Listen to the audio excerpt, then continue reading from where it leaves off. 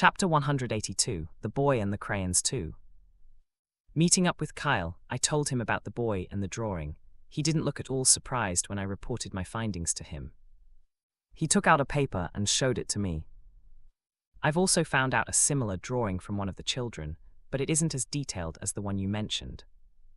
Looking down at the paper, I saw a familiar doodle, but it was slightly different from the one I'd seen earlier. It wasn't as detailed. The clown's clothes lacked the vibrant red dots, alongside its curly red hair. The buttons also seemed to be missing. Yeah, it's missing quite a few things from the drawing I saw. It's a pity I couldn't take it with me. The thought of taking the drawing did cross my mind, but I abandoned it rather quickly after I saw how focused the kid was. If there was one thing that I had to point out that was the same, then it'd have to be the eyes. The swirling lines of black that seemed to suck my eyes whenever I looked at them. Plap! Snapping me out of my thoughts, Kyle folded the paper with one hand and put it away. I'll keep the drawing for now. I'll send a picture to someone in the department to see if they notice anything strange with it. In the meantime, we should probably learn more about this Mr. Jingles, although it's strange. Thinking of something, Kyle took out a familiar file and started to skim through it. It's really odd.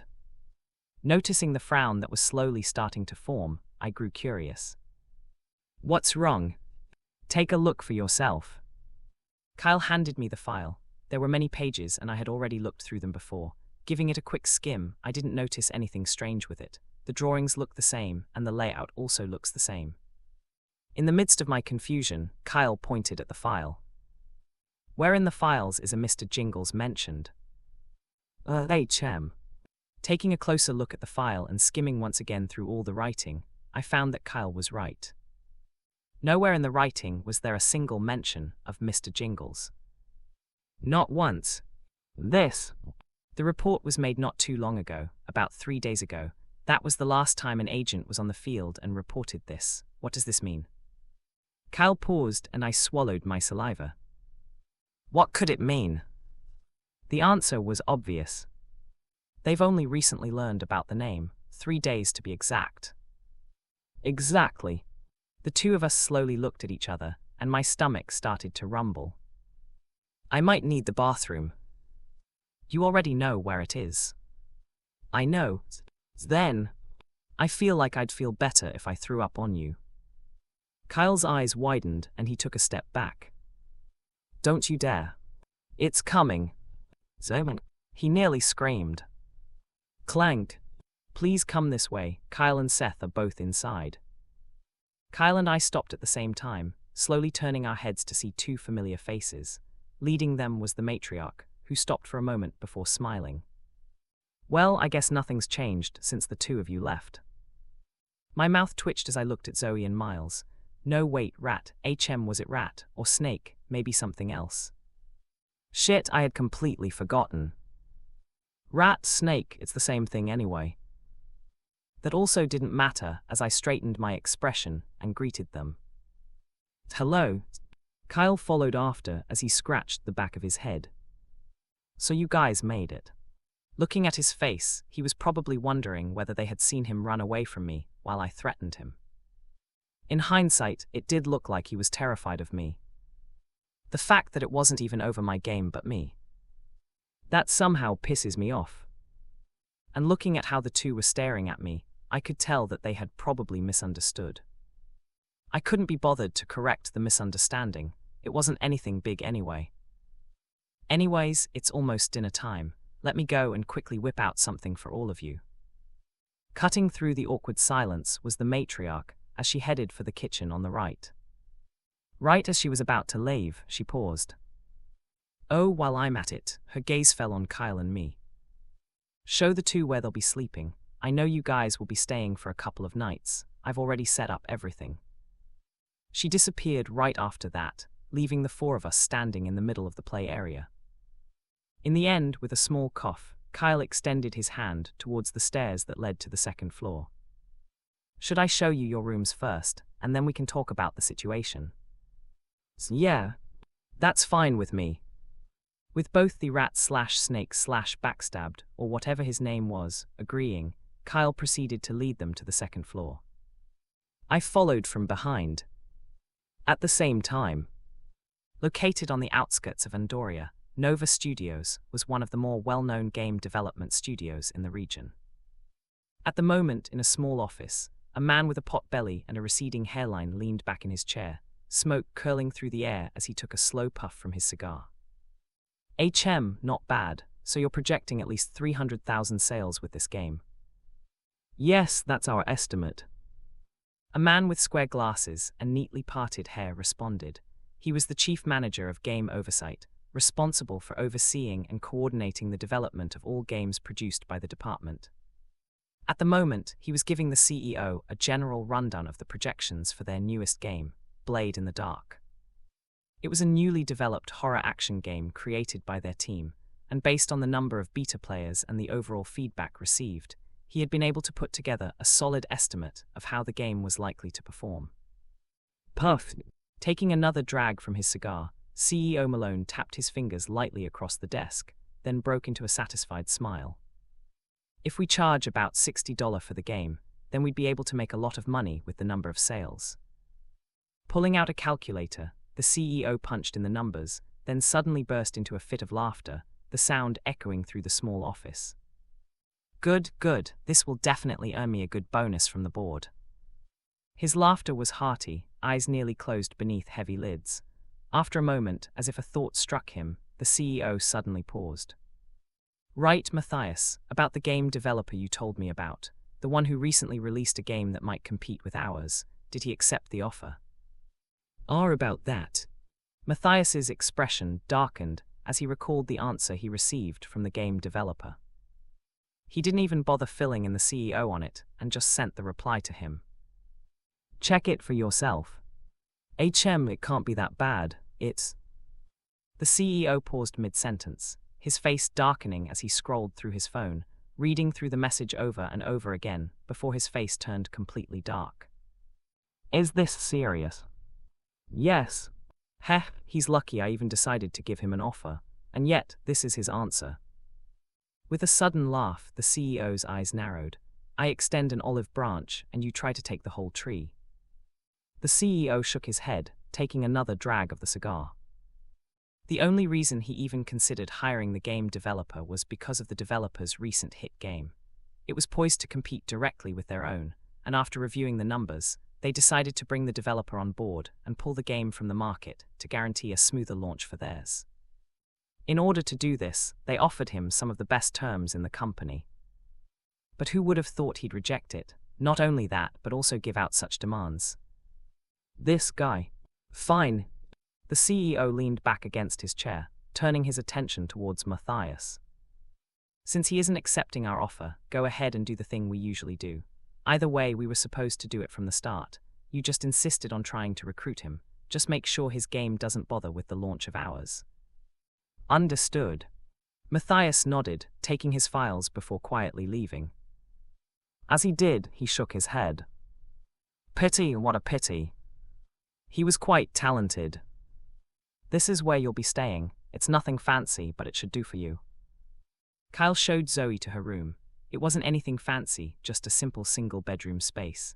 There was a bed, a wardrobe, a desk, and a chair, alongside several crayon marks all over the walls. For obvious reasons, the matriarch had arranged for her to stay alone. This is good, you can even say it's luxury compared to the place I've slept in.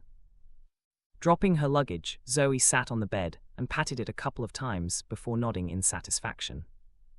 Really good. Okay, nice. Kyle then looked at Miles.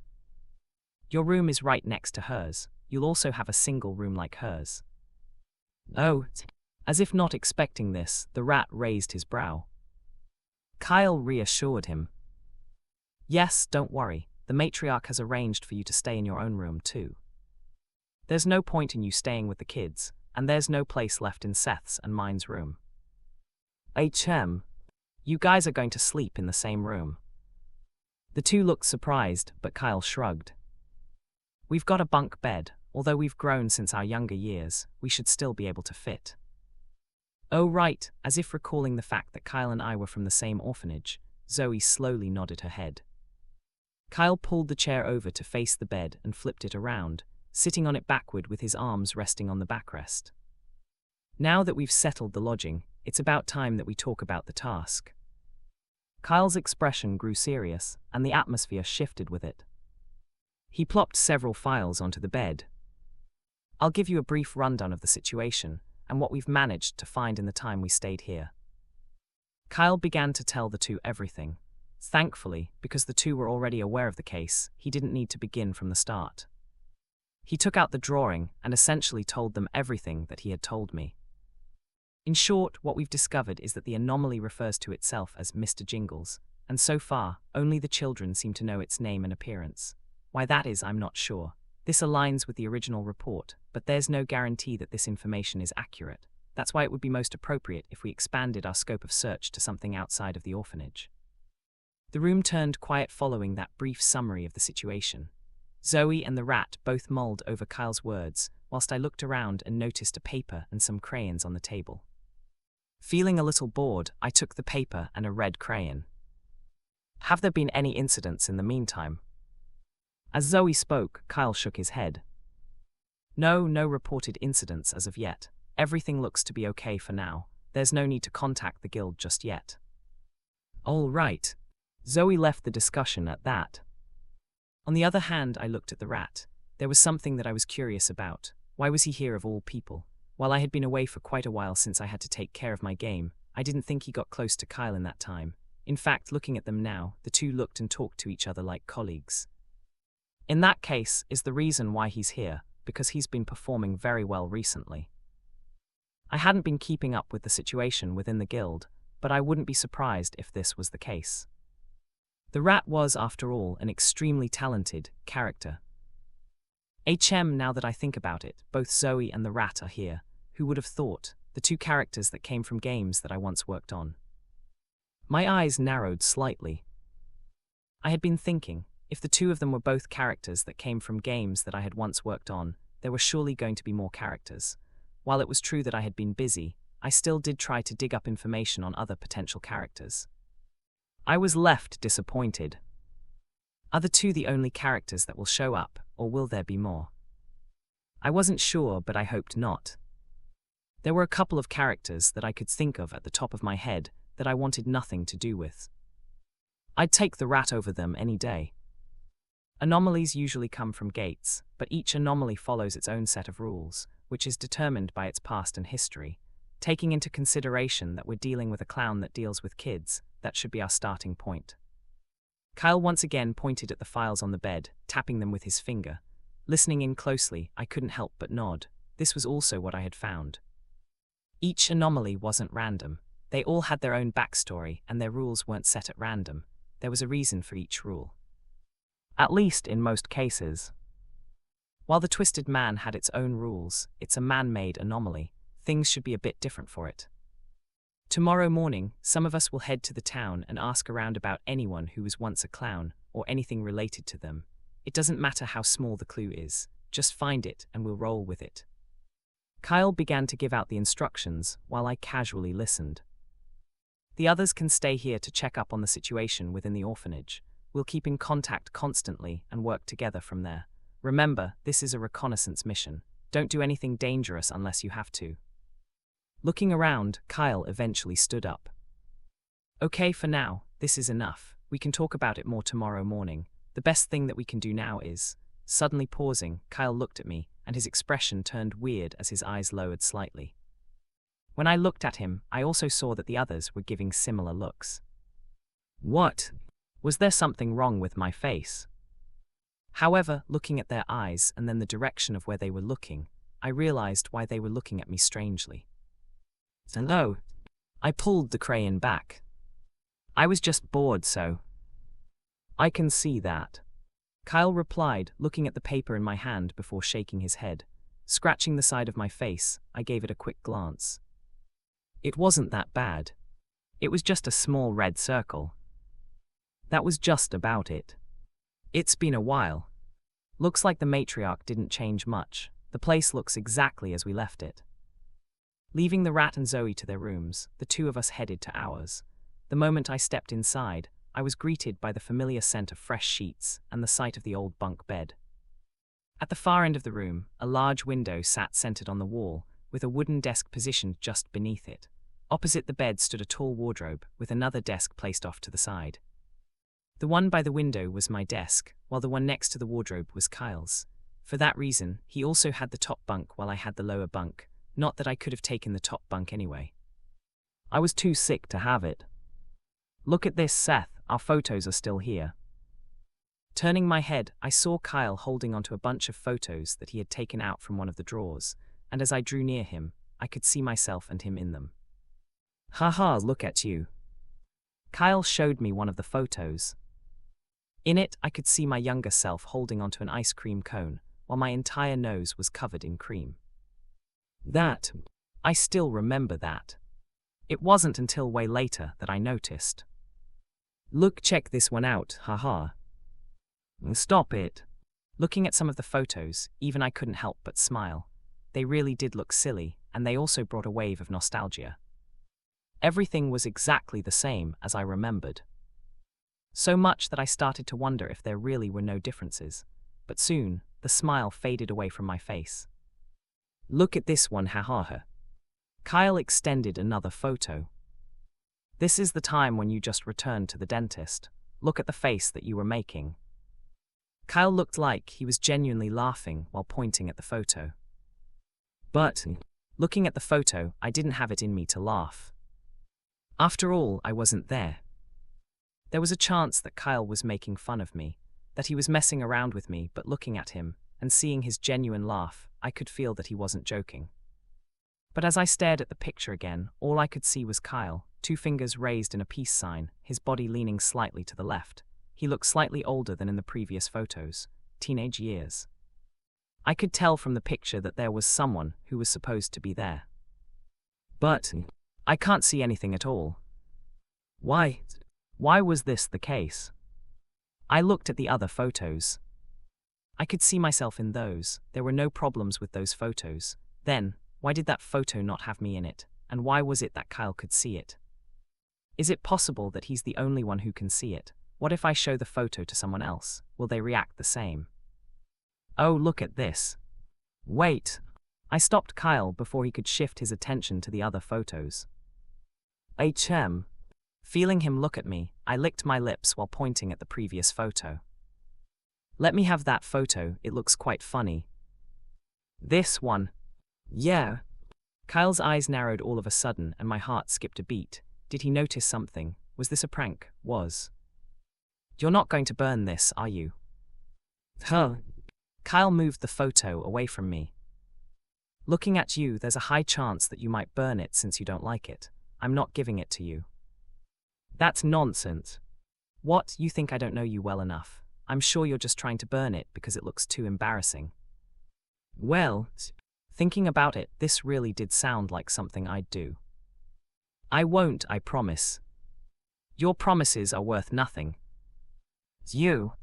Looking at Kyle's neck, I felt tempted, so very tempted. Haha, I'm just kidding. But eventually, Kyle handed me the photo. I was just joking. Here, have the photo. Well, thanks. Grabbing the photo and moving back a couple of steps in case Kyle tried to snatch it away, I took a good look at it. Missing. I was still missing from it. My eyes narrowed further as I looked at Kyle. Now that I think about it, I don't even recall going to a dentist in the past. What exactly was going on here? The next day, following the previous discussion, we separated into 2 groups. I was paired up with the rat, and Zoe and Kyle were together. The 2 of them were set to head for the town, while the rat and I were set to stay at the orphanage to see if anything else happened. We'll probably be back by the end of the day. If something happens, I'll send you a message. Okay. I stood by the orphanage door, watching Kyle and Zoe leave as a strong wind swept through and faint raindrops began to fall. The sky hung heavy and grey, with distant rumbles hinting at the storm on its way. Yup, I made a good decision to stay. I didn't even mind being with the rat, so long as I wouldn't have to go out with the type of storm that was about to come. Oh, and another thing, if something does happen to us, I'll use this thing. Kyle tossed me a small black ball. It was the size of a button, and as I was busy looking at it, he explained what it did. It's an emergency device. It shows my location and where I was last seen. I doubt I'll need it, but just in case. Same goes for you. If you press it, I'll get the same alert. Oh, why did it seem like he was raising a flag? We'll be leaving, don't forget. If something happens, use it. Kyle and Zoe rushed towards the distant car. Watching as the two gradually entered a black car and left, I stood by the entrance for a short moment before turning around and facing the rat. He smiled politely at me, the dimples on his face clearer than ever. Since the two of them left, should we start investigating? Right, we should. Entering the orphanage, I closed the door behind me. Clank! At last, free from the harsh wind, I felt much better. I ruffled my hair and glanced around, my gaze settling on the rat. It's best if the two of us split up for now. You can stay here in the playroom and look at the children, see if there's anything new with their drawing. I'll go check the other areas, like the teaching area. Since I'm more familiar with the place, this might be for the best. Are you sure? We can do this together if you want. Yeah, but we can cover things faster this way. Sure. The rat smiled again. He didn't seem to have a problem with my arrangement, as he followed along with what I said. Eventually, he turned around and moved towards where the children were, his dimples growing even more pronounced. Hi, Tilda. Uncle Miles. It's Uncle Miles. Unlike me, the children liked him. Tusk. If only they knew how he really was. Well, how he was, supposedly. He could be different from what I remembered. Whatever the case was, I moved around the orphanage, heading specifically towards the teaching area, which was connected to the play area. Within a long and narrow corridor, several doors greeted me on both sides. By the side of each door were several colorful papers that said, math, science, language, music, art. There were in total 5 rooms, each one dedicated to its own subject. I remembered each of the rooms as I opened the doors slightly to see that some of them were full of children inside, alongside a caretaker. The matriarch wasn't the only one running the place. Oh, this. But soon, my gaze paused on a certain room. I remember this room.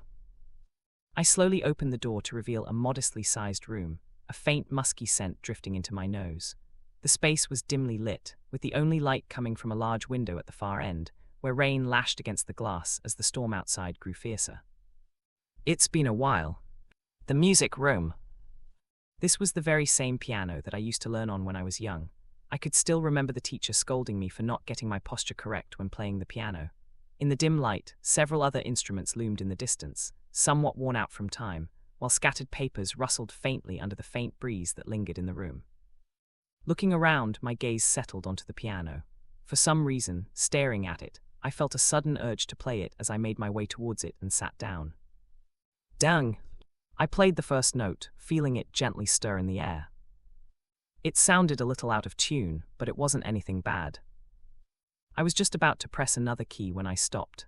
Slowly raising my head and staring at the reflection on the piano, I paused. Hey! I looked at my own reflection. It was staring back at me. But, smiling. Why was it smiling? Someone has been slacking lately. Before I could react, a long, lanky hand settled on my shoulder. The touch wasn't painful, but it pinned me in place, as if I'd been nailed to the spot. And then, a whisper curled cold and close against the shell of my ear. So you're not going to disappoint me, are you? The conductor. He was here. I sat frozen, unable to move a single muscle as the hand clamped against my shoulder, and a head slowly inched from the right side of me, exposing a grotesque-looking face. The stitching around its mouth pulled tight as its lips pulled into a grin, and a suffocating feeling suddenly enveloped me. It would be such a disappointment if, by the time our bet comes to fruition, you show me nothing worth my time. The conductor's low, grating voice whispered into my ear, threading into my thoughts and making my body shudder. But regardless of how I felt, I couldn't show my fear. I could only keep my face straight while pulling my hands away from the piano. I'm working on it. You are. The conductor's head tilted further, the head turning more than normally possible. I've been watching you. I have not seen you play the piano once. I swallowed silently, my heart pounding so loudly it drowned out the storm outside. Bang! A flash of light, a deafening clap. The world outside darkened further as the rain intensified. The old, funky smell of the room became even more pronounced, and another flash lit up the room. I could tell. Another one was coming. Another one is coming. Bang! I nearly flinched. It struck not far from here, illuminating everything around. I closed my eyes and inhaled quietly before opening them again. The noise of the rain pounding against the glass became even louder. I can play the piano, the issue is not the piano. Oh, crack. The conductor's neck creaked further, its head now bent at a full 180 degrees. What could you mean by that? I smiled. That would defeat the purpose, wouldn't it? Later. The conductor said nothing, its face still inches from mine. I couldn't read its expression. I couldn't even begin to guess what it might be thinking. The only thing that was on my mind at the moment was, survive. I need to survive this ordeal. I hadn't expected the conductor to appear the moment I touched the piano. There should have been more time left on our deal. For it to show up like this. Why is it doing this? And I see. Another flash of light lit up the conductor's distorted face as his head finally turned away, and the grip on my shoulder eased. So, you won't reveal what you're planning. That is making me even more curious. Its voice dropped to a whisper, trailing off behind me as the hand withdrew. In that case, I will await the day that you finally show me what you've prepared, and just a reminder, failure means becoming a permanent member of my audience. With a silent chuckle, the conductor's voice grew even fainter. Oh, and regarding your current situation. With a sudden pause, the conductor whispered.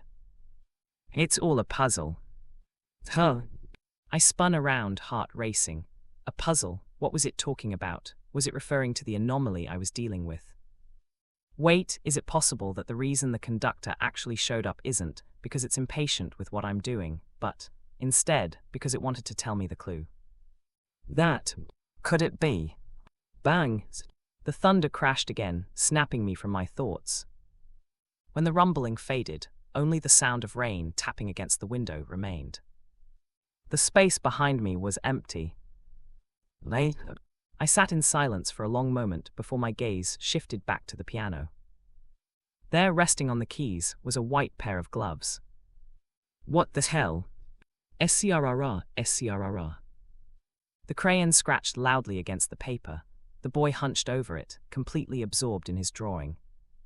Despite the intense sound of the rain and the dim light, the boy remained focused on the drawing.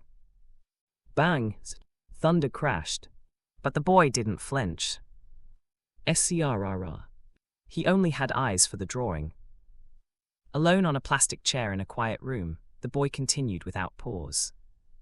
This persisted until... Flick! The old TV in the corner sparked to life, static hissing before a cheerful tune broke through. Tatata tilde.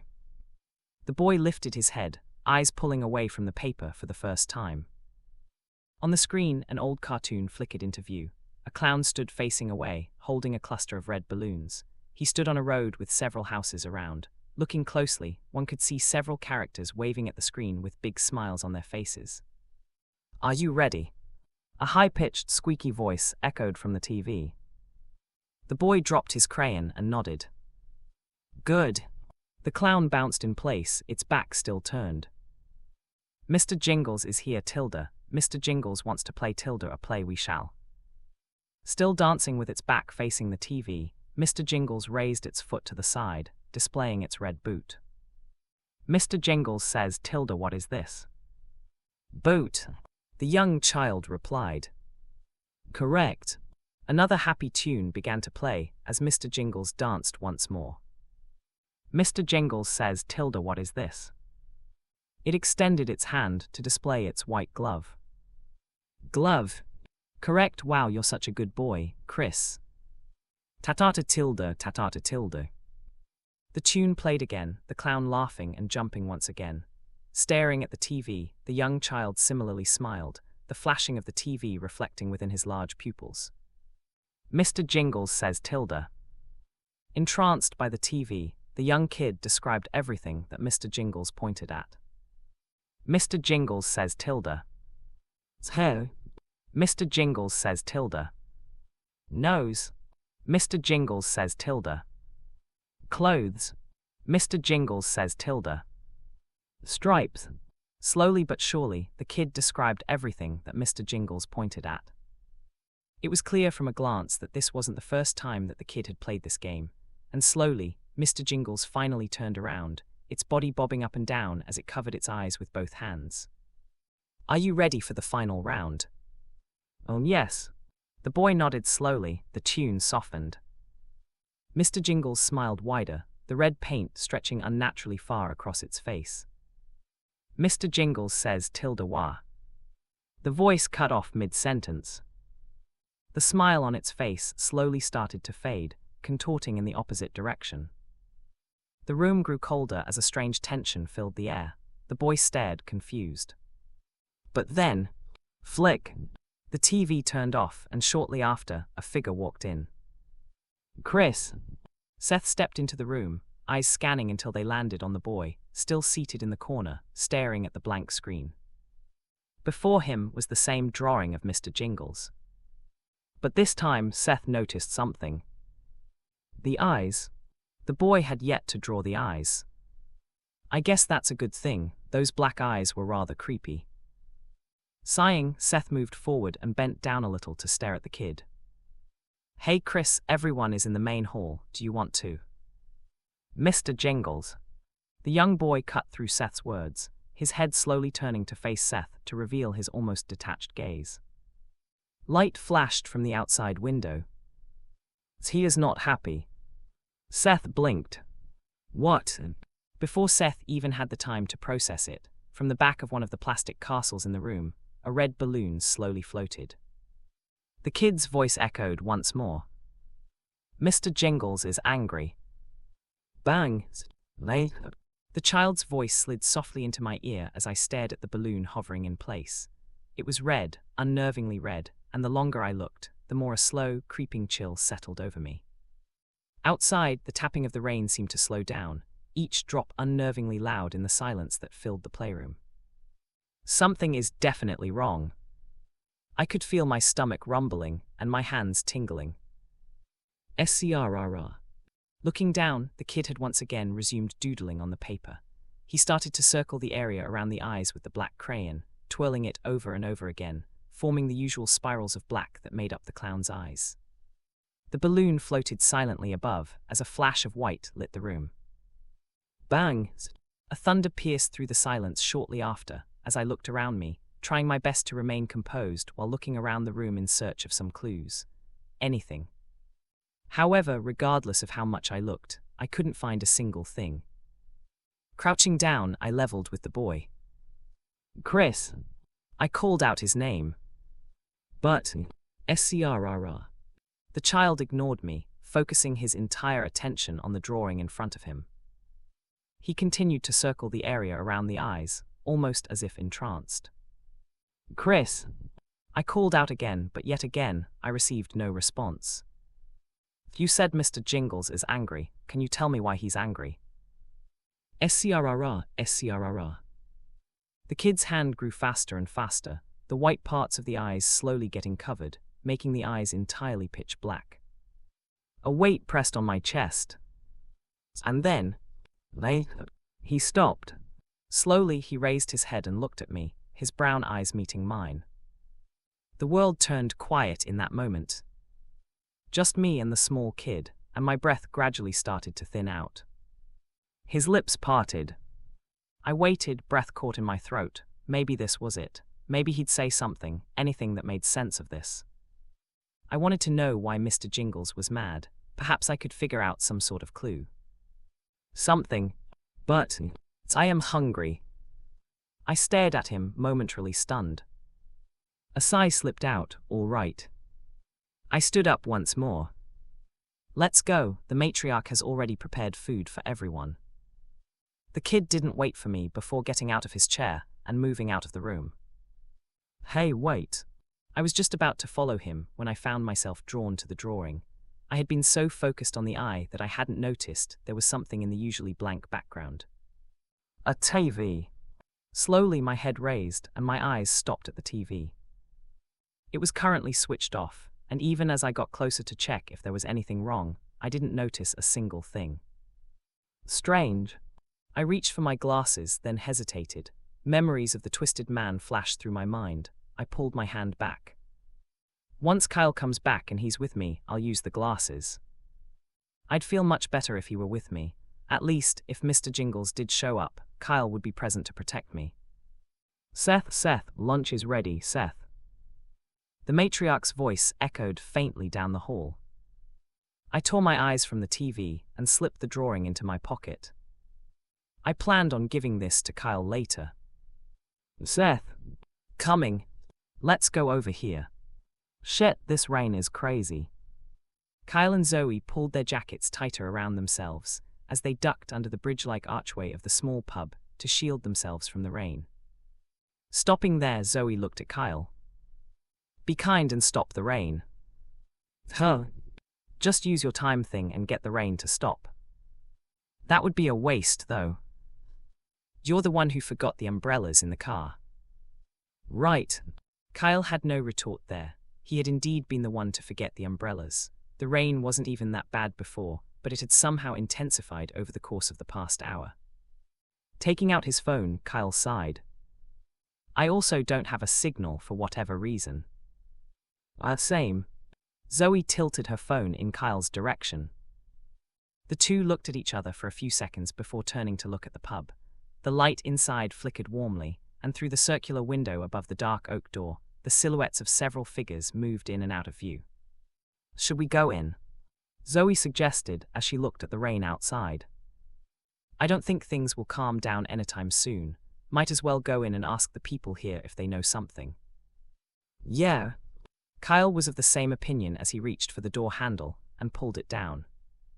Creak. As the door creaked open, the noise from the bar rushed in, filling their ears. Inside, the place was bustling, tables packed with people chatting and laughing. Wooden pillars lined the room and paintings hung from the walls, giving the pub an almost homey feel. Closing the door behind them, Kyle and Zoe looked around before finding their own seat. Their table was rather isolated, located in the corner of the pub. However, this worked well for the two of them as they didn't want to attract much attention. Taking their orders, Kyle's expression was the first to turn serious. Do you say it? I do. Zoe quietly nodded, her gaze fixed on the wooden pillars around, more specifically, towards several framed drawings. They're the same. Not quite. Kyle commented, noticing that the drawings were missing key details in some of them. That one right there is missing the gloves, while the one right there is missing the nose. You're right. Zoe frowned, suddenly thinking of something. Do you think there is a connection to it, if you look at the drawings? They're all the same, besides the small key details. Why do you think there's such a difference? I don't know. Kyle tapped his finger against the table. He had tried asking one of the kids, but all he received was the same answer, but this is Mr. Jingles. The kids don't seem to be aware of the reason as well. The situation was a lot more problematic than they thought. Oh, it looks like you two are interested in Mr. Jingles. All of a sudden, a soft yet cheery voice broke them out of their thoughts.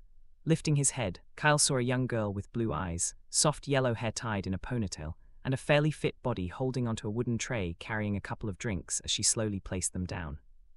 Thank you. Thanking the lady, Kyle looked at her. Mr. Jingles, is that what the name is? Kyle pretended to be oblivious. Haha, yes, he's become some sort of icon with the children these past few days. Laughing, the lady took out a black purse, as the sound of coins clinking together echoed. Kyle took out his wallet.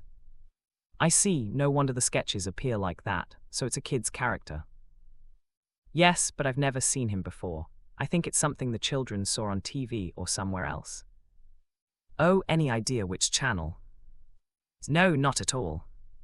The lady looked behind her.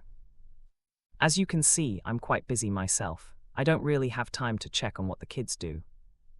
Right, of course.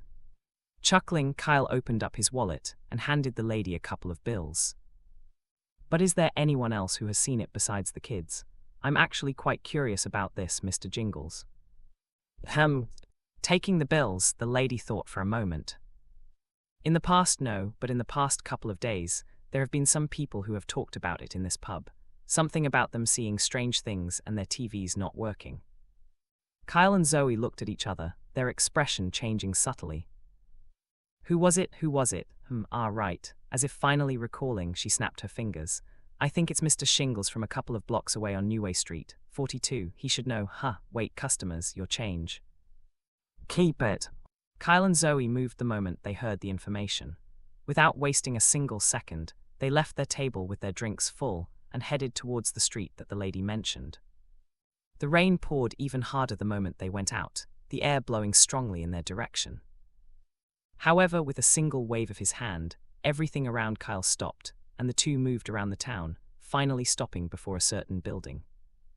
42, this has to be it, Kyle muttered, looking up at the building. It was a 2-story house, its white brick facade worn from time, ivy winding up its walls. The tall, narrow windows and steep, slate roof gave it a quiet, almost mournful charm. Moving past the brick fence that surrounded the house, Kyle rang the bell, feeling the forceful taps of the rain hitting against the nearby window as he saw a faint dot of light coming from inside the building. I'm almost certain there's someone inside. He waited with his arms crossed, hoping he'd receive an answer shortly after, but nothing. Kyle and Zoe looked at each other. I'll try again. Kyle rang the bell again, but nothing. The two looked at each other again, nodding quietly. It's for the investigation, so. Yeah. Kyle hunched over and took out a small key from his pocket, which he inserted into the door of the lock. As agents from the containment department, they naturally had the means to bypass doors. Click.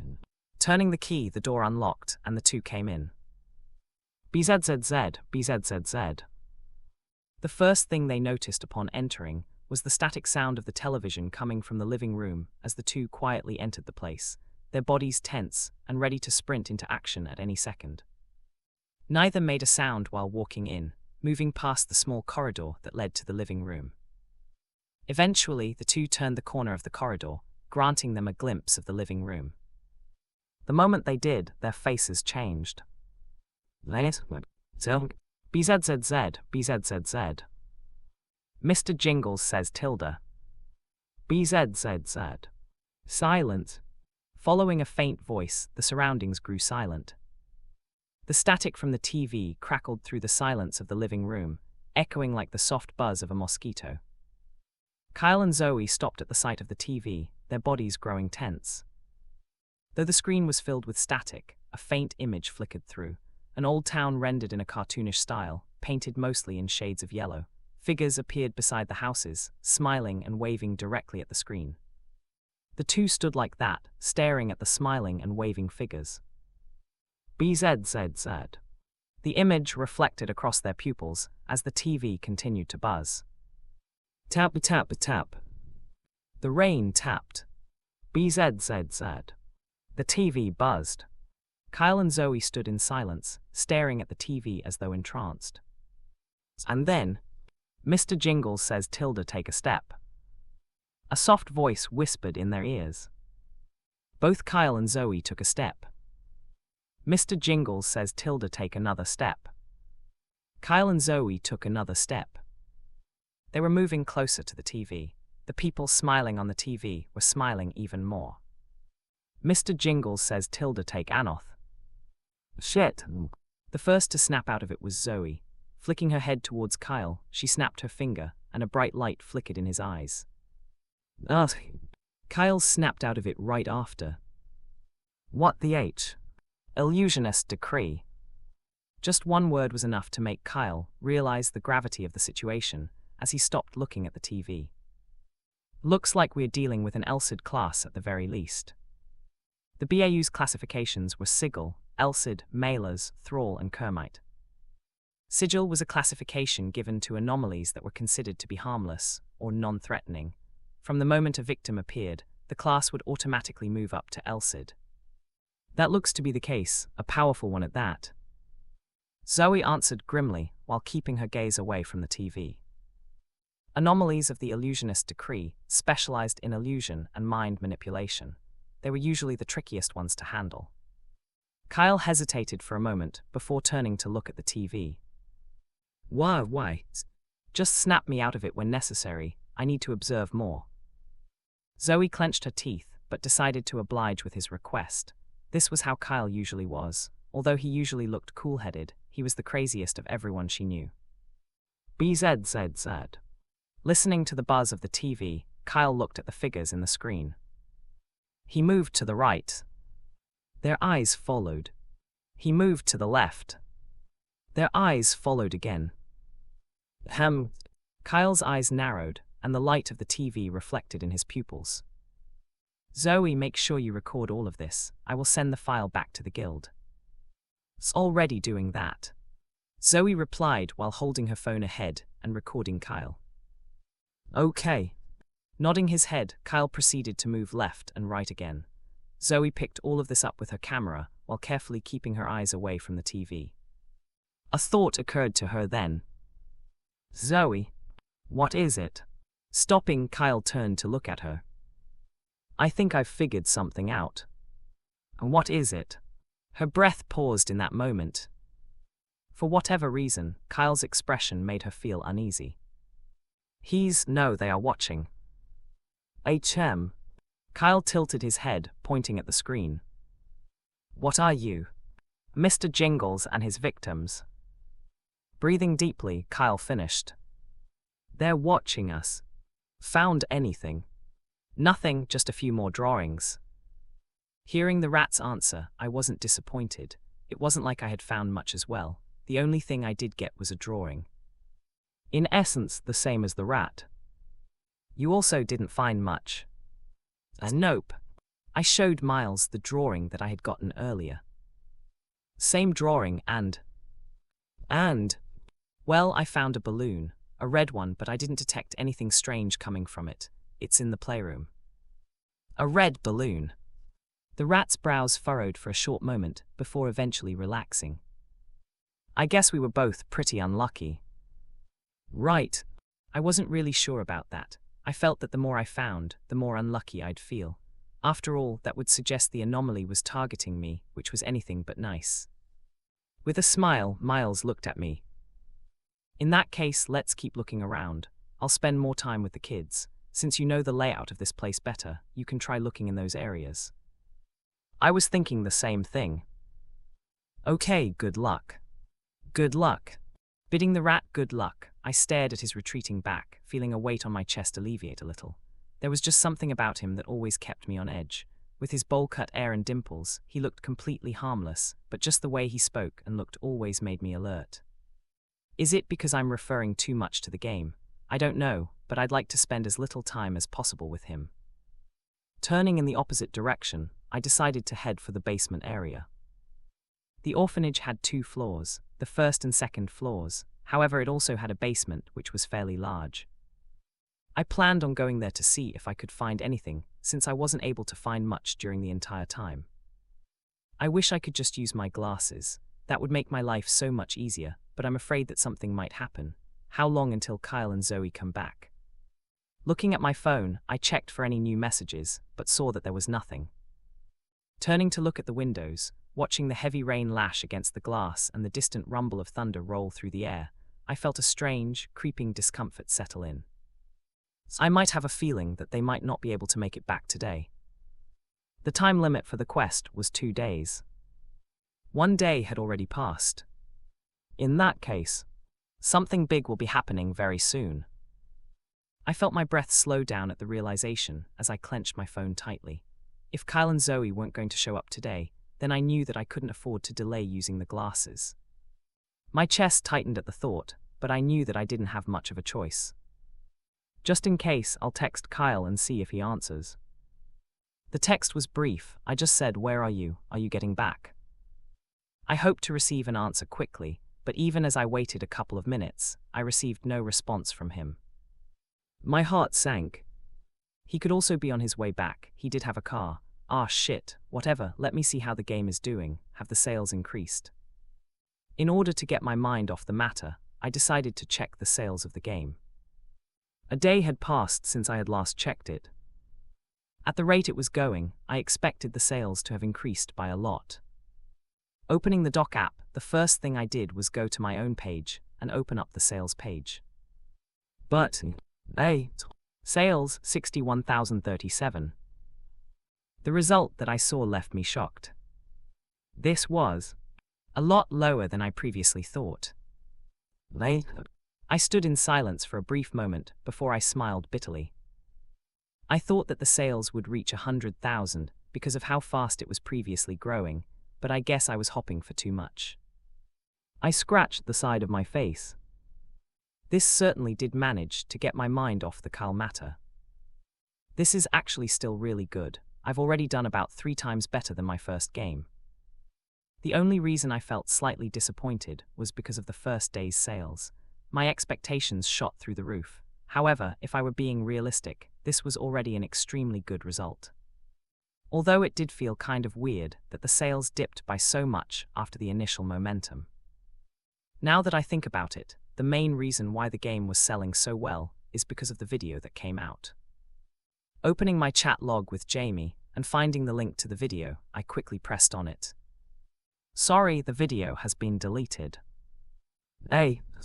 Deleted, the video was deleted. I refreshed the link, but even as I did, I received the same message. No wonder. Everything started to make sense now. With the video deleted, my main source of traffic and marketing was gone. With this, the sales naturally dipped. But why was the video deleted?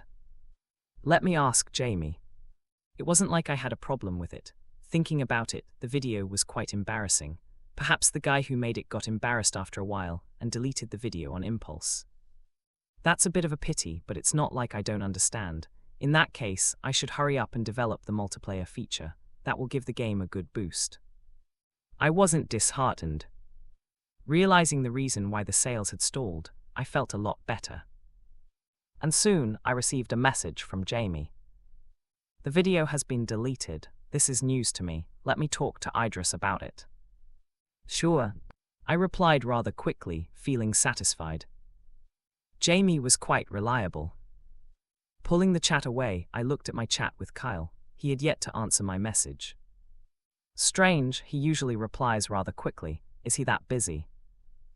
I tapped the side of my arm anxiously. This looked to be the most likely situation, and the sinking feeling that I felt before grew even more pronounced. I'm going to have to wear the glasses by myself, don't I? I wasn't looking forward to it. Ding!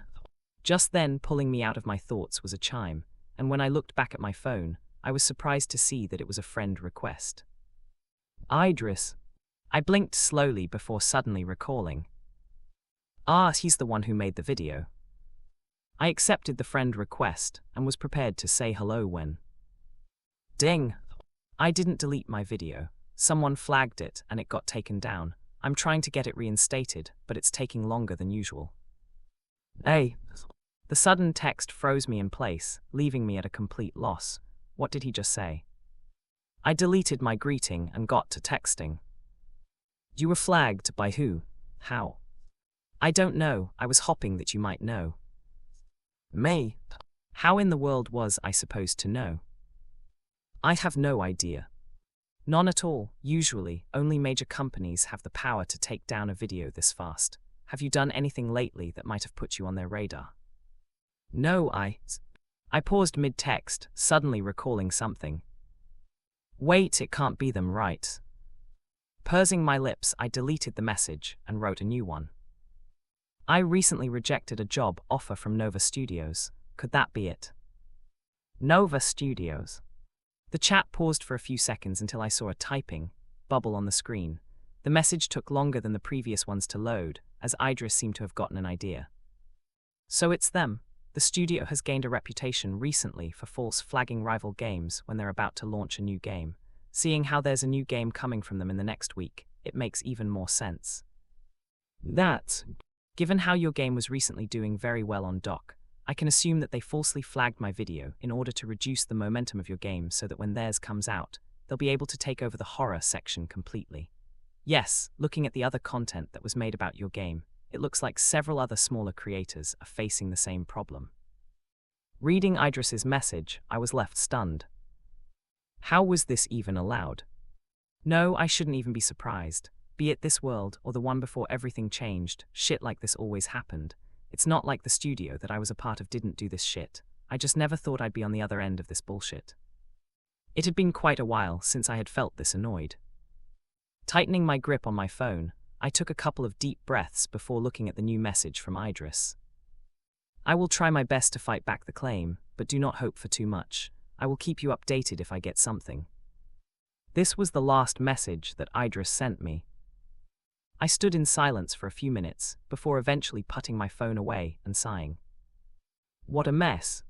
Not only did it seem like Kyle was not coming, but some company was also messing with my game sales. This really didn't seem like it was going to be my day. I really don't like this, but it looks like I'll have to wear the glasses. I couldn't afford to waste time. Without wasting another second, I headed towards the back of the main stairs where a wooden door appeared. Staring at it, I recalled how, back at the orphanage, everyone would treat this door as some sort of cursed door.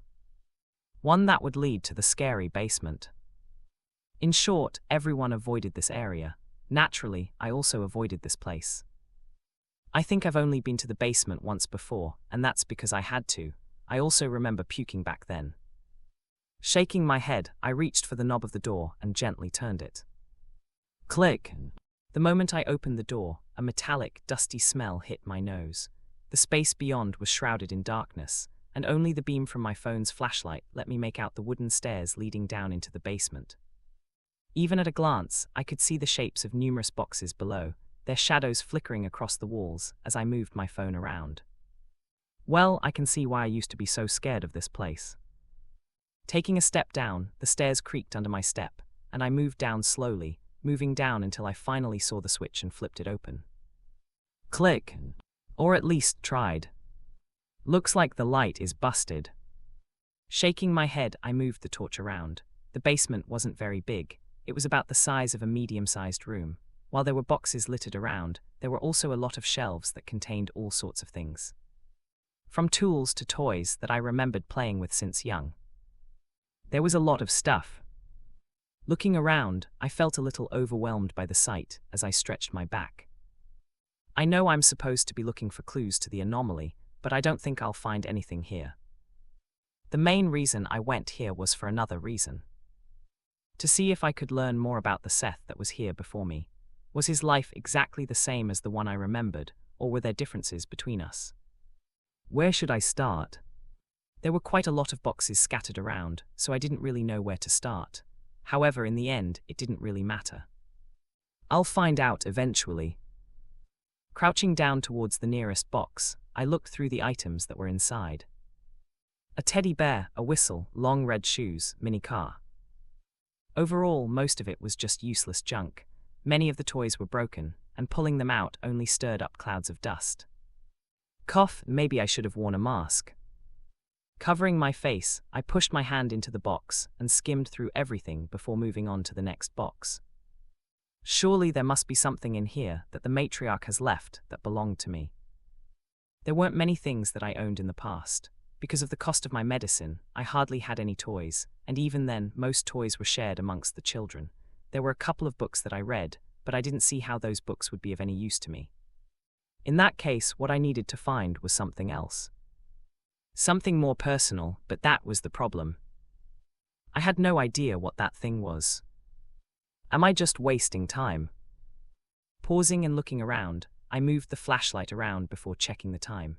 There was still quite a bit of time before the deadline, but it almost felt like I was wasting too much time on this. Right, maybe I am. I need to set my priorities straight. Mr. Jingles first, and then I can look for clues about the me of this world later. This seemed like the most appropriate approach. As if only Kyle were here. This was the approach I'd been dreading the most. It was also the reason I'd been putting it off for so long, but I also knew I couldn't avoid it forever. With a quiet breath, I reached into my pocket and pulled out a pair of sunglasses.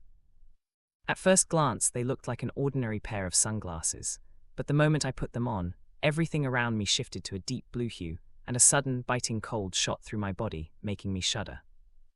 It was as if I were suddenly bathed in cold water, as I felt a deep sense of suffocation. Let's not waste any time. Turning off the flashlight, I looked around the room. While I didn't understand the concept all too well, the glasses granted me the ability to catch a glimpse of the world of the anomalies. So far, I don't see anything. Besides the blue tint, everything looked the same. Moving past the boxes and quickly rifling through their contents, I searched for anything that might catch my interest. I didn't want to stay for long. Every second with the glasses on made my skin crawl. It felt like I was being watched. As if something or someone, hidden in the cold blue haze, was aware of me now. Following me. Waiting. The silence was deafening, made worse by the sharp, unnatural cold pressing in from all sides. Without realizing it, I had slowed my movements, sifting through the boxes more carefully, as silently as possible. Nothing here either, nothing here.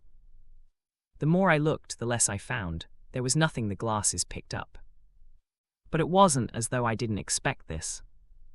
The basement was where the old toys and tools were kept. Since Mr. Jingles was a recent anomaly, then none of the toys or items in the basement should have been affected by it. I was merely searching in hopes of possibly finding something. I knew that the area I would most likely find something was upstairs. From the TV to the balloon to the doodle. I stopped mid-thought.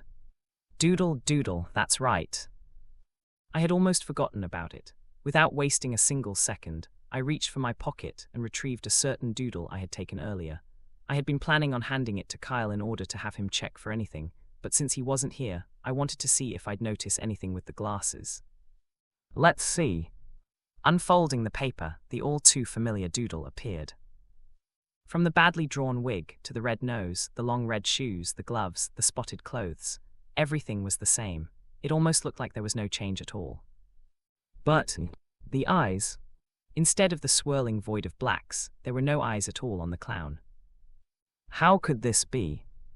When I pulled the glasses off, the swirling voids returned, but the moment I slid them back on, they vanished without a trace, as if they'd never been there at all.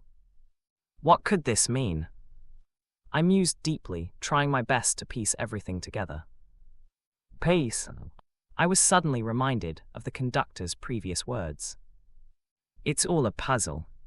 Puzzle piece. My mind started to churn, all sorts of thoughts slowly starting to fill it. I started to recall everything that had happened since the moment I stepped into the orphanage. I tried to think of all the strange things that I had encountered.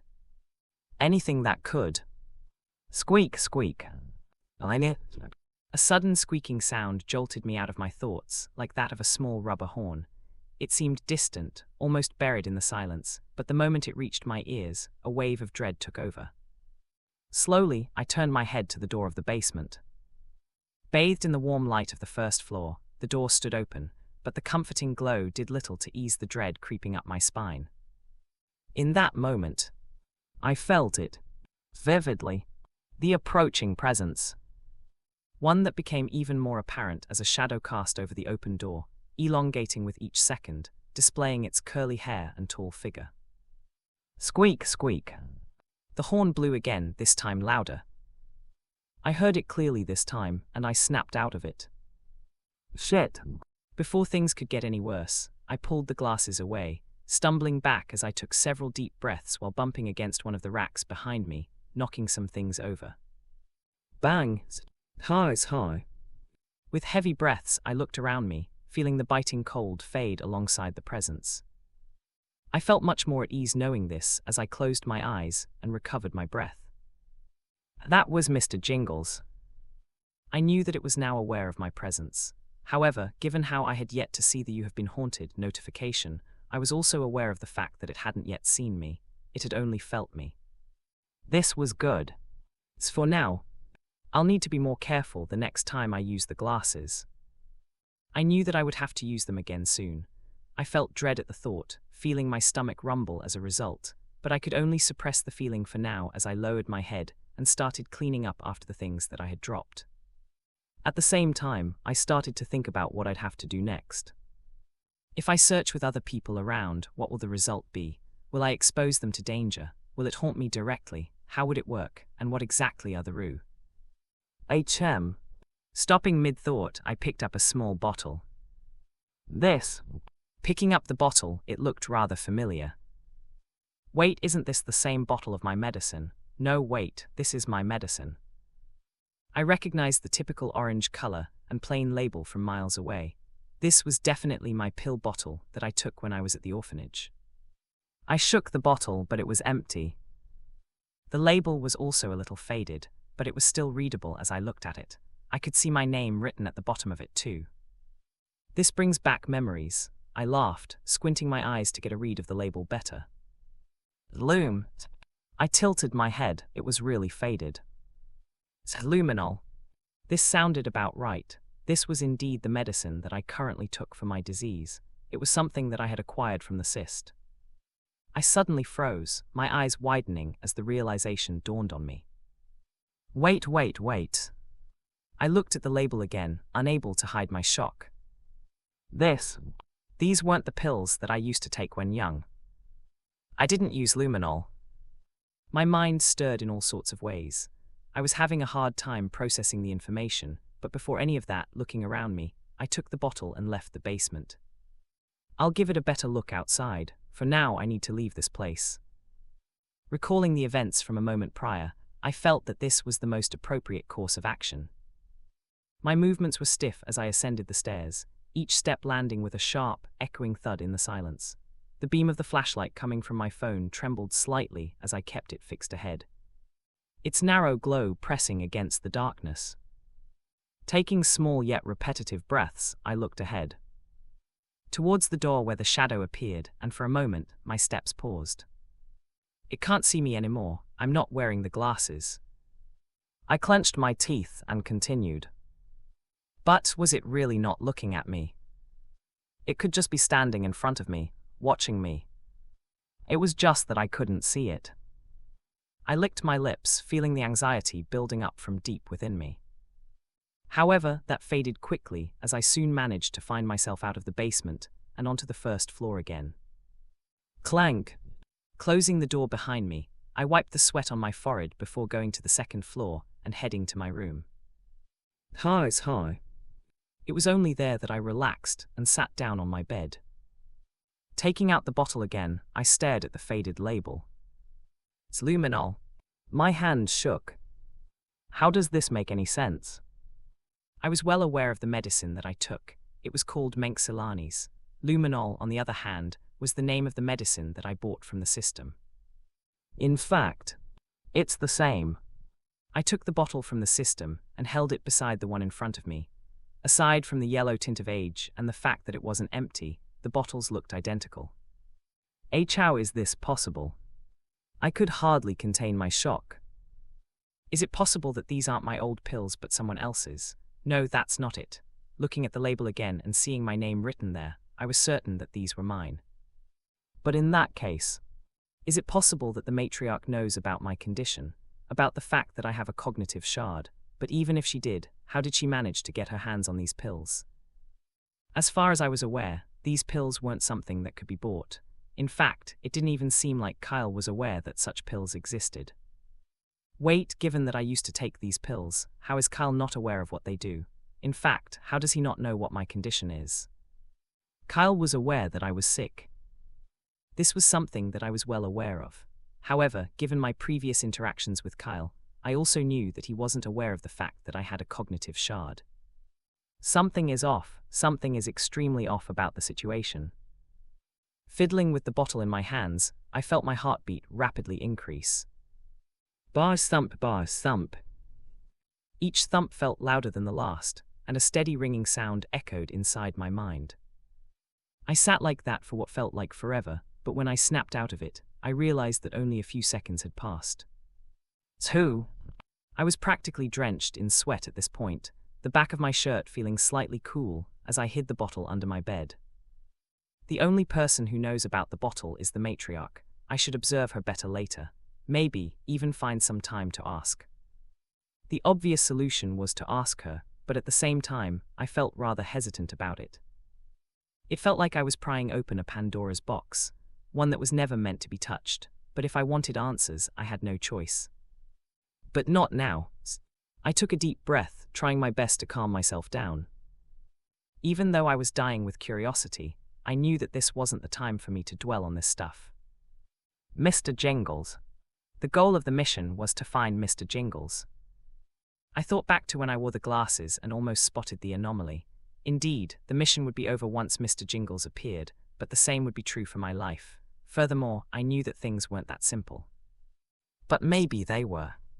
It's not like I can't try again. However, I need to do so in a setting where I can guarantee that it won't attack me. For example, I needed to figure out its rules. And the key to the rules was all of the drawings. Unfolding the paper, I set it down on the wooden table by the window, where the steady tap of rain against the glass filled the silence. I was immediately drawn to the swirling dots of black on the clown's eyes. Thinking back to when I checked the drawing with the glasses and saw the swirling disappear, I knew that some sort of important clue lay there. But what? What exactly was this clue? To talk. HM. Snapping out of it, I turned towards the door as it slowly opened to display a familiar face. Rat. Hey. The rat paused, tilting his head. What did you say? Oh shit. I had been so absorbed by my own thoughts that I had accidentally called him by his nickname. I said rats. I pressed my hand against my chest. You startled me. Oh. Well, anyway, good timing. Do you have any drawings from the children? I've got quite a few. The rat extended his hand to show a small stack. He may be a rat, but he's actually quite useful. Nice, come quickly. You found something. Closing the door behind him, the rat curiously tilted his head while staring at the drawing in front of me. That looks... I know, you don't need to tell me. I extended my hand to receive the drawings before placing them on the table. Standing up, I arranged them in a simple order. Those that had everything but the eyes missing would be in one pile, while those that had missing parts were in another. With the rat helping, this wasn't very hard.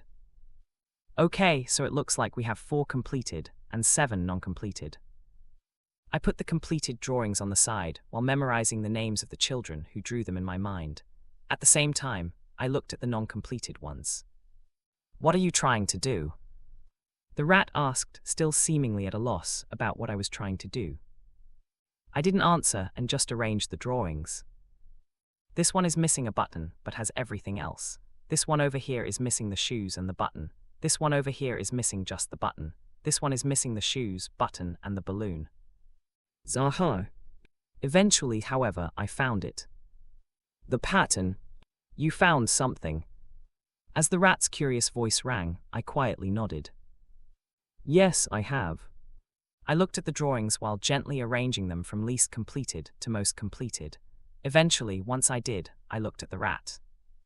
This right here is the pattern, Mr. Jingles' pattern. This is the pattern. The rat studied the drawings with a slight frown, eyes narrowing as he took in each line. But after a moment, the tension on his face eased, and he seemed to follow along with my thinking. You're suggesting that the pattern is in the missing pieces in the drawings? Yes, now that the sample is bigger, you can clearly see that the thing that separates the children's drawings is the missing pieces.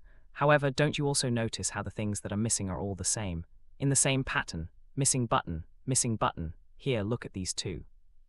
I pointed at 2 drawings. They both have missing buttons, but also missing the shoes. I can see it. The rat nodded, following along with my words, but even as he followed, he couldn't help but ask questions. I get what you're saying, but it could just be that the kids are drawing together. If a group is sketching Mr. Jingles at the same time, it's only natural they'd end up with similar mistakes. Yes, I know that. I could see what the rat was trying to say. It wasn't like I hadn't thought of this either. So then, it's a starting point. HM. We've got a possible lead, and so we should be able to carry out some experiments, or even have a point of reference when looking for clues. Although the rat didn't seem to be fully convinced, his brows eventually eased, and his dimples returned. You make a good point, I'll keep your words in mind. Sure. I nodded back at him, trying my best to hide the fact that I was uncomfortable talking to him. Anything else I should keep out for? Nothing else for now. This is the only thing I've noticed. I'll keep you updated later. Okay. Pulling his hand away from the table, the rat lowered his head and excused himself. In that case, I'll take my leave. I won't disturb you any longer. In the meantime, I'll keep a lookout for the things that you mentioned. Good. I gave him a thumbs up, and he left a moment after. Clank. It was only after that sound of the door closing echoed that the smile faded from my face, and I started massaging it. Fucking rat. Looking back at the drawings and checking out the names on each one of them, my eyes paused on an empty piece of paper by the desk. Not far away was also a set of crayons that I took. I had taken them from the first floor before. I wonder what happens if I try to draw it myself. Looking over the drawings, I picked up the red crayon and began with the shoes, long and a little ridiculous, just like in the sketches. Next came the balloon, then the nose. Egg. I paused for a moment, staring at the drawing in front of me. While I knew that I wasn't the best artist, I didn't think that my drawing would be this bad. It looked almost identical to that of the children. And it wasn't even completed. If Kyle sees this, he might actually laugh at me for ages. Shaking my head, I drew the gloves and then. Hey! I paused, looking down at the drawing before me. There were shoes, there were gloves, there was a nose, there was a balloon, but why? Why couldn't I draw anything else? Looking at the other drawings and then the paper in front of me, it was as if all memories of the previous sketch faded from my mind, leaving me only capable of drawing these 4 things. What sort of? I looked at the reference drawing again. In particular, I focused my attention on its large, red curly hair. Curly hair, curly hair, curly hair. I kept repeating the features in my mind, forcing myself to remember. But the moment I tried to move my hand, it was as if something invisible pressed down on it, and I couldn't move at all. It was at this very moment that the conductor's voice rang quietly in my head once more. It's all a puzzle. Scenes from before began to replay in my mind. The rolling ball of red. The glove on the piano. The balloon in the playroom. The button in the basement. One by one, the pieces started to fall into my mind as I froze on the spot, feeling my entire body was overcome with chills. Wait. I covered my face, feeling my head throb. How is it that I'm only now recalling them? While I wasn't the smartest person, I was quite observant due to my cowardly nature. Thinking about the red ball, the glove, the balloon, and everything else, how was it possible for me to only think about them now? No, that makes no sense. Unless... Squeak. I hastily turned my head back in the direction from which the noise came.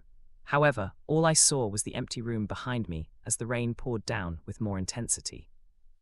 An overwhelming feeling of dread washed over me as I stood up from my seat, looking around me cautiously.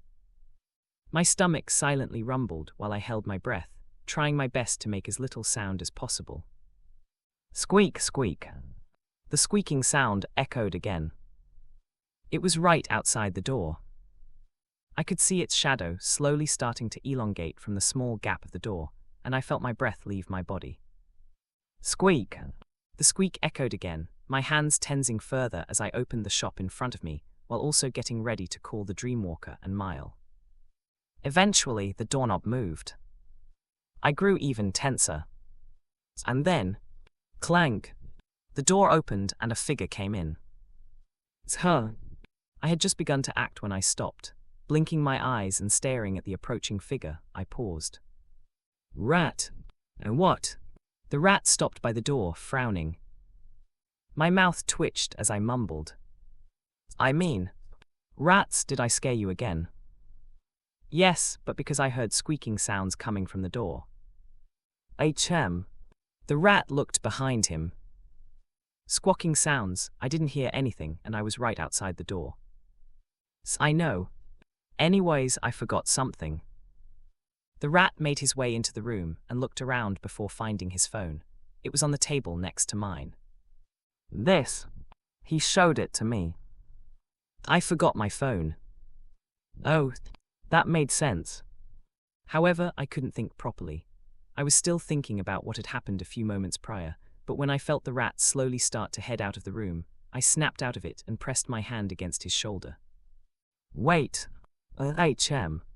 The rat stopped and looked at me. Ignoring the look he was giving me, I pointed at the table where an empty piece of paper appeared alongside the crayons. I need to test something. Try drawing Mr. Jingles. What? I think I found something. Try drawing Mr. Jingles. The rat's face grew a little bit more serious then. Looking at me directly, he eventually nodded and sat down before the table, where he picked up the crayon and started drawing. However, not even a minute later, he stopped and looked at me. This? I nodded in silence. Yes, it seems that we've been targeted without us knowing. I'm sure you're starting to recall seeing all the weird items, but somehow dismissing them after seeing them. I bit my lip. This and ta-ta-ta-ta tilde. A certain tune suddenly echoed through the room, freezing both me and the rat in place. And I didn't mean that figuratively. I was literally frozen, my body locked in place, completely unresponsive. And then, flick, the screen of my phone flashed, and a certain cartoon appeared.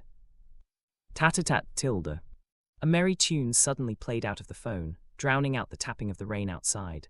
The screen flashed, and a cartoon background of a town appeared, people smiling with their eyes wide as they raised their hands to wave. Staring at the sight, I froze. Horrified, I turned my attention towards the rat, who also froze on the spot. And then, a figure peeked from the corner of the screen. The figure hid in the corner with both hands covering its face. However, one look at its clothes and hair, and I knew who it was. Mr. Jingles. Ta-ta-tat tilde. The tune played out again, and my body started to stiffen. For whatever reason, my body refused to listen to me. But then, Mr. Jingles says tilde face each other. So, my body started moving on its own. Shit, what is going on? As if strings had been attached to my limbs, my body started to slowly turn, and the rat and I stood face to face with each other. I could tell from his expression that he was equally shocked. I wanted to open my mouth to speak, but I was horrified to realize that I couldn't at all. My breathing started to grow heavier, and as I looked at the rat, he stared right back at me as if he seemed to try to say something. However, it was useless. Ta-ta-tat tilde. The music played once more, and a soft chill swept down my back. Mr. Jingles' voice echoed right after. This time, it felt as though the voice had directly whispered into my ear, causing shivers to run down my neck. Mr. Jingles says. There was a pause, one that seemed to last for an eternity. But then, strangle each other. The command came and my hands raised. So, the same was for the rat as he similarly raised his hands. Neither one could control our own movements. The world grew silent. A flash lit up the room, illuminating the rat's face before me. I took a step forward. So did he. And then, bang, the lightning came, and the rat was the first to snap out of it. I did a few seconds later. Shit. Immediately, the first thing I did was rush towards my phone, where the tune continued to play, and I shut it down. Hi. Breathing heavily, I turned to face the rat. His face was pale, and just one look at him, and I could tell that he was just as shaken as me. What in the world just happened? Illusionist decree. The rat muttered, wiping his forehead as he took out his phone and turned it off.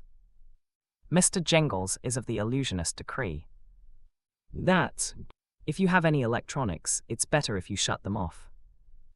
I already did. Be it my phone or watch, both of them were off. Looking around the room, there wasn't anything else that needed to be shut off as my breath started to settle down. Although I had imagined myself strangling the rat many times before, I didn't think it would happen this way, in a way where I wasn't in control at all. In that very moment, I felt completely helpless. So, I took a deep breath and calmed myself down. Scanning the room once more, my eyes eventually settled on the doodles scattered across the table, specifically mine and Miles's. Recalling how Miles was able to snap out of it before me, a thought occurred to me. Could it be that the degree of completion of the doodle determines how much one can be controlled by Mr. Jingles? Looking at the drawings, the rat only had one fewer item than I did. In that case, yes, this is the most likely situation. Thinking back, even while I was under the influence of Mr. Jingle's voice, I still had control over my thoughts. But what if the sketch had been more complete? Would I even be able to tell if I were being controlled? Or would I completely black out? The thought made me shudder as I slowly turned towards the rat, who looked back at me. "Did you figure something out?" "I might have."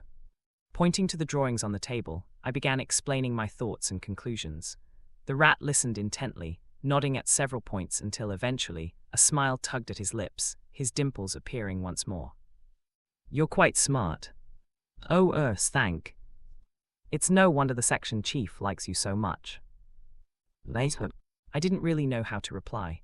Looking at the rat and seeing his genuine smile, I found myself at a loss for words. In the end, all I could offer was a silent, "thank you," before turning my attention back to the sketches laid out before me. Okay, so from what we managed to figure out, this anomaly is one that belongs to the illusionist decree. That's a decree that revolves around creating illusions and hypnotization. I see. This made sense. I was still unfamiliar with the numerous decrees that existed. I didn't really have a book that taught me this kind of stuff. Probably should ask for it, though. To hypnotize someone, Mr. Jingles uses objects from his own clothing. These items appear seemingly at random, often out of place, but possess an unsettling ability to go unnoticed. The more of them that are discovered and the more complete the doodle becomes, the deeper you fall under his hypnosis. Yes, pretty much. The rat said as I jotted all of this down on a random paper. I planned on sending this later to the guild. If only my phone. What we don't know is how to snap out of the hypnosis and how to clear the anomaly. We also don't know the origins of the anomaly, nor can we use our phones or any electronics at the moment. I pursed my lips tightly. This was a rather troublesome situation. Should I just get out and abandon this quest?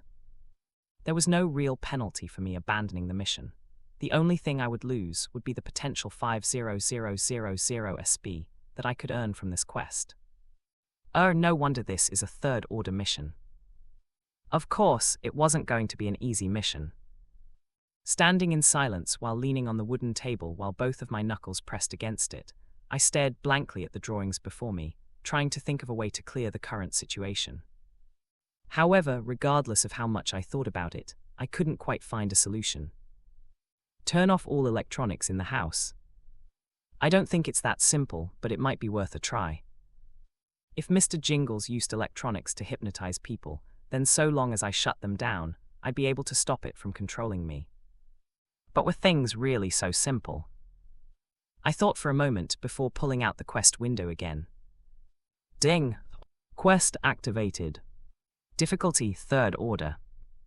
Reward 50,000 SP. Objective hide and seek. Location NA. Description: find Mr. Jingles before it's too late. Time limit 2 days. Find Mr. Jingles before it's too late. I was already aware of this. I knew that I had to find Mr. Jingles. But then my gaze couldn't help but pause on the quest objective. Hide and seek. What could this? Wait. A thought struck me then. What if Mr. Jingles' real body wasn't some sort of object I needed to find? What if Mr. Jingles was hiding in plain sight?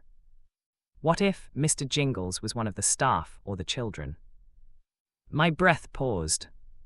The name of the objective was hide and seek. What could this possibly mean? There was only one answer in my mind. Mr. Jingles is somewhere inside the orphanage, maybe posing as a staff member or even disguised as one of the children. I need to figure out a way to find him. Ideally, I'd use the glasses to find Mr. Jingles, but I also understood that it probably would only lead to my death. The key lay in the words, hide and seek. That was the most likely key in order to contain Mr. Jingles. But that's easier said than done. So far, I didn't have many clues. The only thing I had was the drawings. Wait, a thought struck me. If the rat and I are already influenced by the drawings, what about the others? I suddenly thought about the children and all their drawings. My breathing suddenly grew uneven as I slowly turned to look at the rat. His expression had shifted before I knew it. It was a lot tenser and serious, as if he had come to the same realization as me. It is just a theory. Nobody really knows if it's true or not. We should take some time to test out the theory, but before that, we should get rid of all electronics. Yes. The rat nodded his head slowly. Just as he was about to turn, he paused. Should we have the staff draw Mr. Jingles? There's no point. That'll only alarm the anomaly. For now, just go to the basement and find the circuit breaker. Turn off all electricity. Later. The rat didn't answer. He just stared at me. Feeling his gaze, I felt a strange sense of discomfort, one that grew with each passing second. But then, okay. The rat nodded, his dimples appearing again. I trust your judgment. I watched as his back slowly moved away until he finally left the room, leaving me alone. The silence around me felt deafening, pressing in from all sides. Sitting down on the bed, I took a deep breath. Hide and seek, hide and seek. Who exactly could Mr. Jingles be? BZZZ.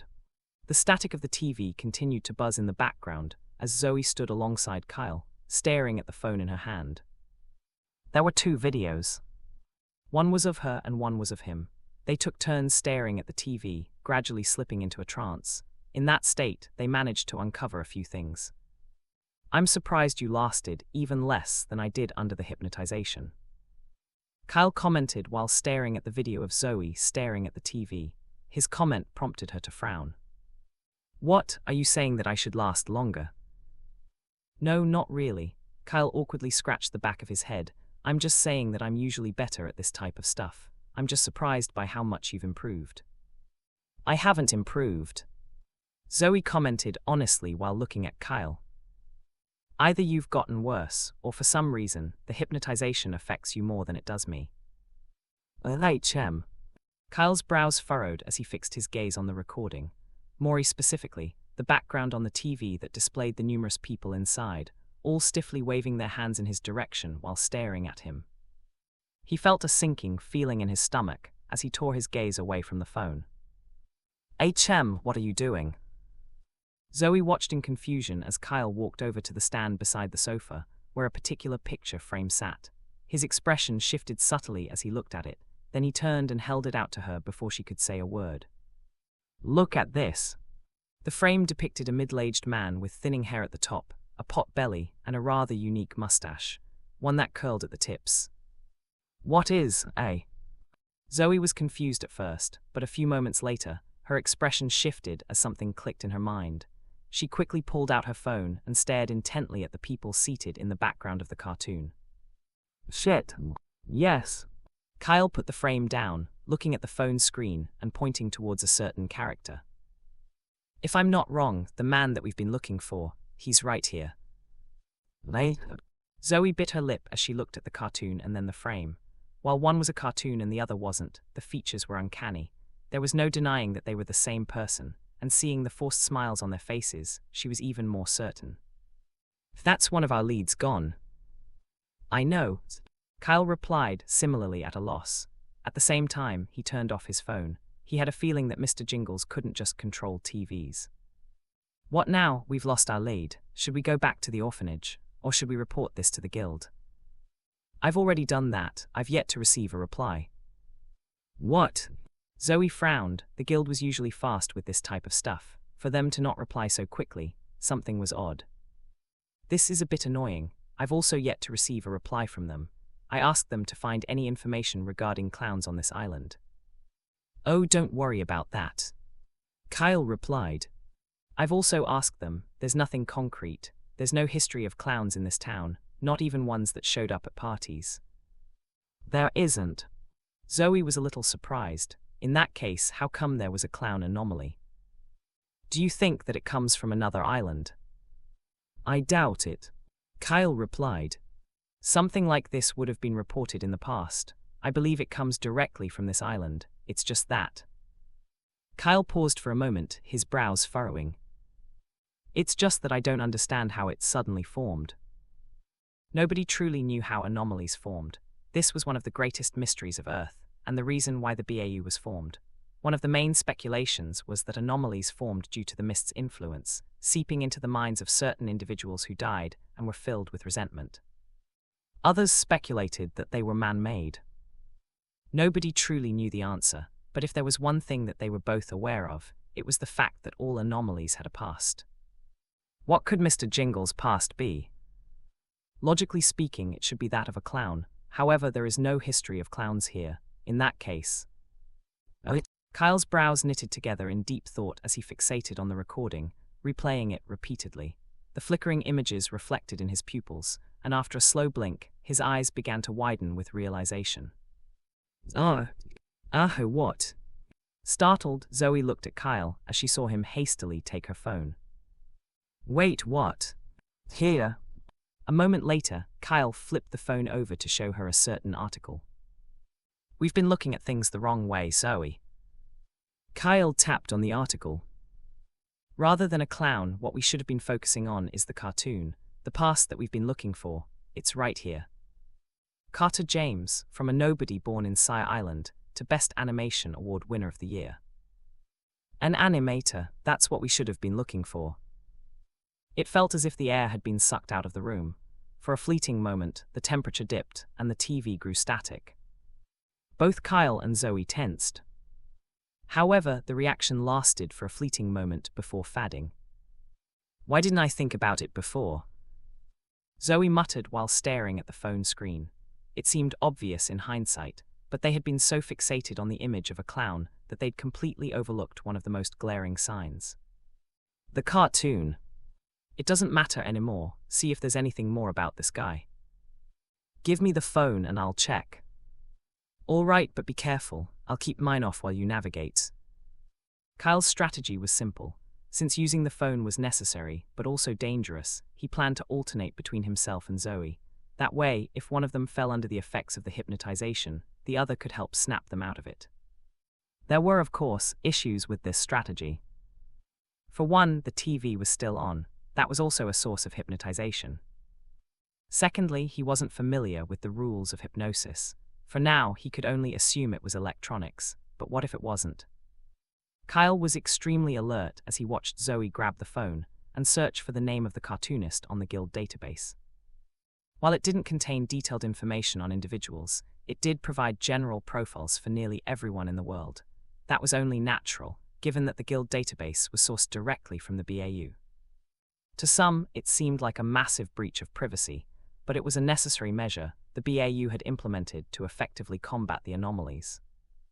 Privacy was a sacrifice for the world's safety. Carter James, I've found something. As a profile quickly appeared, Zoe's eyes lit up. She quickly started reading the information. Carter James, creator of Happy Life, an award-winning animation. He was from Sire Island and had only one notable success in his career. Everything else he created failed to gain traction. He died at 41, reportedly from a heart attack. Has one son and his wife passed away early. Reading the details listed on the profile, Zoe's face turned a little grim by the end. There's no profile picture of him, but there's an address of where he used to live. Gilmore Street 16. It's not far from here. It also says he passed away not too long ago. How long? About 3 years ago. The two paused for a moment, thinking the same thing. Kyle was the first one to speak. This dates back earlier than the recent events, significantly earlier in fact, but that doesn't rule out the possibility that something had already been unfolding long before. Then again, we could also be chasing an empty lead. There's no real guarantee that this will lead to anything. You're right. Zoe nodded. It was merely a hypothesis so far, but it was also a hypothesis that the two felt was much closer to the truth. I'm sending all the information to the guild, Kyle said, his expression turning grim as he took out his phone. But it looks like our communication is being blocked. It says that my messages got sent, but the fact that I've yet to receive a response from either suggests that communication is blocked. Same for me. Zoe replied quietly, still focused on the phone. After a moment's thought, she pulled out a small black flip phone. The moment she did, her expression turned extremely serious. Should I? Might as well. Kyle shrugged. The phone was a special item that bypassed any obstruction. However, this was only to be used in case of emergencies. After all, this was no normal phone. All right. Zoe stuck out her tongue and typed a message on the phone. This proved to be a rather troublesome task. Each number had 3 to 4 letters, and she had to select each one at a time. As fuck. It was extremely frustrating. How did people even write in the past? Shit, fuck, no wonder you had me do it. Kyle just looked away, prompting Zoe to clench her teeth. Just you wait, she mumbled before finally typing out the message and sending it to the guild. They should have gotten the message. Reinforcements will be here within the next hour. In the meantime, what do? TRR. All of a sudden, the phone rang. Kyle and Zoe both paused while staring at the flip-flop. A sudden tension swept over the surroundings as the phone continued to vibrate. 1 squeal, 2 squeals, and then... Hello, is anybody there? A voice. Can anybody hear me? Hello. It belonged to a male, and it sounded rather soft. Hell, do. Zoe hung up the call right after she found the buttons had started working again. Both she and Kyle broke into a cold sweat as they stared at the phone. This is why I really hate using this stuff. Zoe muttered while Kyle nodded from the side. Tell me about it. The two wiped the sweat that had formed on their foreheads before turning to look at the door. Let's go, we should go to the address and see if we can find anything. Okay. Give it to me. Snow me. Listening to the children playing, I forced a smile while standing by the side of the playroom. The rat should just about be getting to the basement. It won't be long before all electricity is down. The reason why I was downstairs was that there were a few things that I was curious about. Scanning the kids and looking around, I started to wonder, if Mr. Jingles were hiding amongst the children, which child would it be? Was it even a child, or perhaps one of the staff? I took a careful look around me, but there was nothing that really gave anyone away. If there's someone that I'm suspicious of, though, it's Chris. Watching the child sketch the same clown over and over, I couldn't shake the feeling of unease. He was so utterly absorbed, so intensely focused, that it was as if nothing else existed beyond the lines he drew. The world around him didn't seem to matter. Only the clown did. HM. Just then I felt something touch my shoe, and when I looked down, I saw a small tennis ball. I blinked a few times and lifted my head, only to see a little girl staring at me from a distance. The moment our eyes met, a sudden twitch shot through my leg. It's her. The girl who cried the moment she saw me. Slowly, she walked up to me as she asked, "Why you're not going to steal it, right?" She looked to be on the verge of crying while looking at me. I'd hate thieves, Wara. Wara. By now, I really did feel like listening to the section chief's words. I was so close to kicking her. Don't mind her. A warm voice drifted to my ear as the matriarch bent down to retrieve the tennis ball, gently placing it back in the girl's hands. She spoke just a few quiet words, and that seemed to be enough to soothe the young child as she smiled happily at her. I stared at the scene in bafflement before looking at her. What sort of sorcery do you use? Experience. The matriarch replied with a small laugh before suddenly fixing her attention towards the corner of the room where a lonely boy sat. The smile on her face faded soon after. Despite it being 3 years since he's come here, I've yet to see him smile once. It's almost disheartening to see him like this. 3 years. I cocked my head. Oh yeah. The matriarch looked back at me. He's been at the orphanage for only 3 years. His father, unfortunately, passed away 3 years ago due to a heart attack. It's such a pity too. Covering her cheek with her hand, the matriarch mumbled, he had such a bright career ahead of himself. I heard he had even won an award for his animation. What a pity, what a pity. I froze in that moment, blinking slowly while thinking back to her words. An award for his animation. Animation. Oh. Thanks for watching. Please sub, and like the video and comment down if anything wrong in the story.